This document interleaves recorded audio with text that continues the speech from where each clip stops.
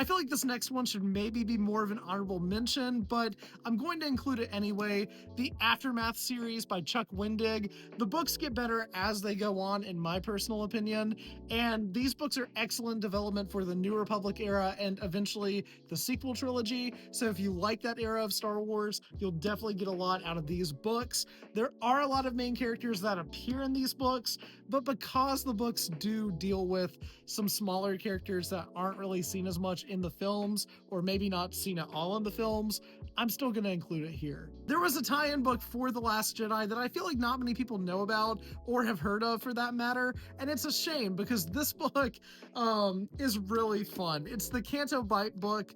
It's basically exactly what it sounds like. It's a series of short stories written by several different authors about what happens on the planet of Cantonica. If you enjoyed the Canto Bight subplot, or maybe even if you didn't, I still think this is an interesting read. There's actually two tie-in books as well for Galaxy's Edge that I feel like are pretty underrated, with the first one being Black Spire by Delilah S. Dawson. If you've read the book Phasma, it kind of acts as a sequel. If not, I think it stands on its own pretty well. And then the other one is called A Crash of Fate by Zoraida Cordova.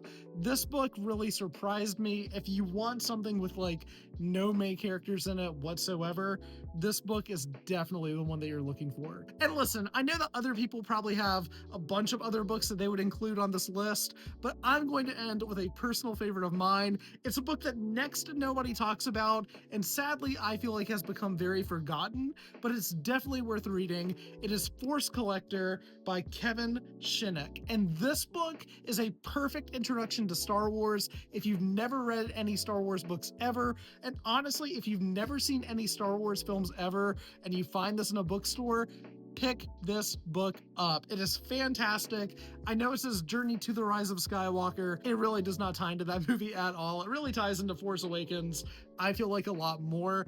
But this book is an excellent read.